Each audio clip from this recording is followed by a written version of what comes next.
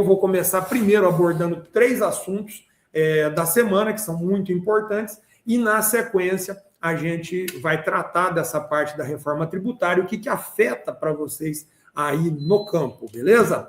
Pessoal, então essa semana nós temos uma notícia correndo que é a respeito da moratória da soja, né? E aí, eu sempre, quando trago um tema aqui, eu tenho que explicar o que é isso, né? Então, a moratória da soja, ela é uma situação que você não vai comprar de determinado produtor se aquela é uma área de desmate ou classificada como de desmate, né? Que tenha sido desmatada. Então, essa semana, o Senado Federal ele realizou uma audiência pública, né, que agitou todos os produtores de norte e do centro-oeste do país. A Comissão de Agricultura, né, lá no Senado, ela debateu as moratórias da soja e do boi, né, que são esses acordos que foram firmados por grandes empresas, né, que compram e exportadores, e que impuseram restrições que vão além do que a legislação brasileira exige, né? Então, eu vou te dar um exemplo para você entender o que está em jogo, né? Então, você, por exemplo, você tem 2 produtores rurais, os 2 no Brasil, os 2 com o seu certificado, o CAR, né, em dia, né, que é o da atividade rural em dia, né, os 2 dentro do Código Florestal devidamente regular, os 2 com a documentação impecável. Um está em Goiás, outro está em Rondônia. Goiás, Centro-Oeste, Rondônia, Norte. O de Goiás vende sem problema. E o de Rondônia vai ouvir da trade, né, da empresa que compra. Ó, a gente não compra de você porque você está na Amazônia. E a gente aderiu à moratória da soja. Pois bem, o que isso significa? O produtor de Rondônia cumpriu tudo, pagou todas as licenças, não desmatou de forma ilegal e mesmo assim não consegue vender para grandes empresas exportadoras, porque uma regra privada, que não está em lei nenhuma, diz que não pode. Tá? Então aí isso despertou, né, o interesse do Senado, do Supremo, o CAD, né, todos ao mesmo tempo, estão debruçados sobre essa questão. O CAD, que é um órgão brasileiro de defesa da concorrência, já decidiu suspender essa moratória da soja desde janeiro desse ano, por entender, né, que ela cria uma concorrência desleal e viola a livre iniciativa. O Supremo, por sua vez, está analisando ações de Mato Grosso, de Rondônia, Tocantins também, salvo engano, Maranhão, estados que criaram, né, leis beneficiando produtores que não aderiram a esse acordo. E a leitura do Senado é direta, o Código Florestal já define os limites do desmatamento legal e regra privada não pode ser mais restritiva do que a lei. Então, se isso não for resolvido a favor do produtor, né, pode significar um fechamento do mercado para regiões inteiras da Amazônia Legal que hoje tem a comercialização bloqueada por regras que a lei nem criou. Então, esse é um tema que vai continuar se desenvolvendo e o Direito na Lida vai acompanhar de perto.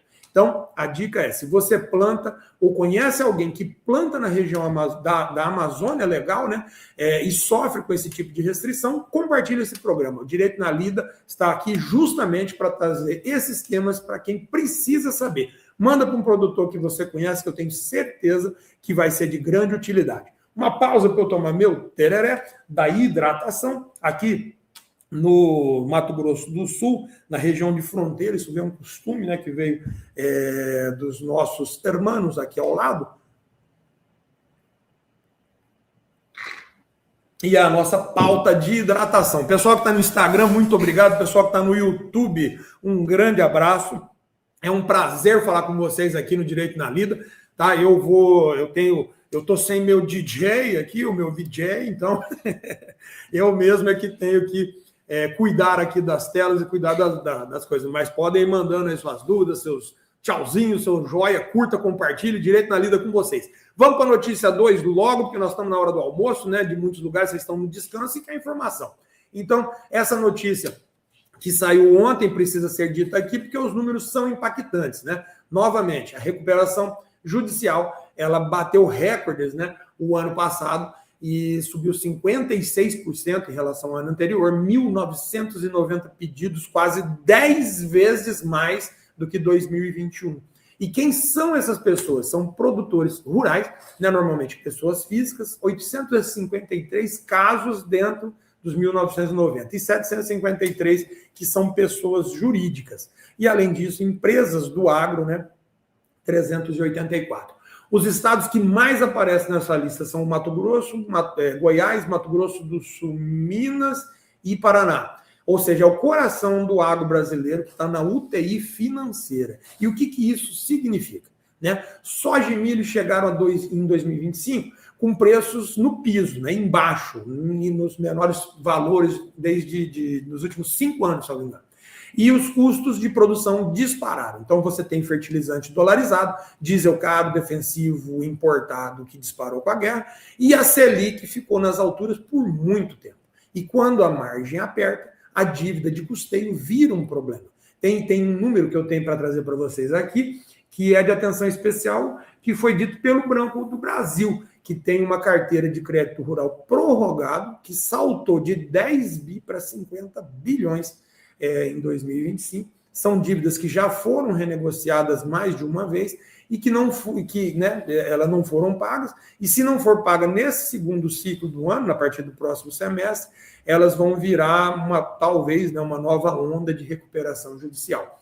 E esse número me preocupa muito, porque ele significa que não é uma crise passageira, né? É uma crise que ainda está se formando e provavelmente o pico ainda vai vir durante esse ano de 2026 e também em 2027. E eu quero dizer uma coisa, né, para você, produtor, como eu já disse, que você está ouvindo e está sentindo que você pode estar se representado nesse número, né? Dívida no campo não é desonra, ok? O campo é o setor mais exposto a variáveis que você não controla. Clima, câmbio, preço de commodity, política agrícola. Quem chegou ao nível de precisar de recuperação judicial, em grande parte chegou por essas variáveis todas que vieram ao mesmo tempo, a chamada tempestade perfeita. E o que eu digo para quem está nessa situação é simples. Existe caminho jurídico, mas é um caminho jurídico que precisa ser percorrido com antecedência, não na última hora e não por quem não entende. Procure um advogado especialista em direito do agronegócio.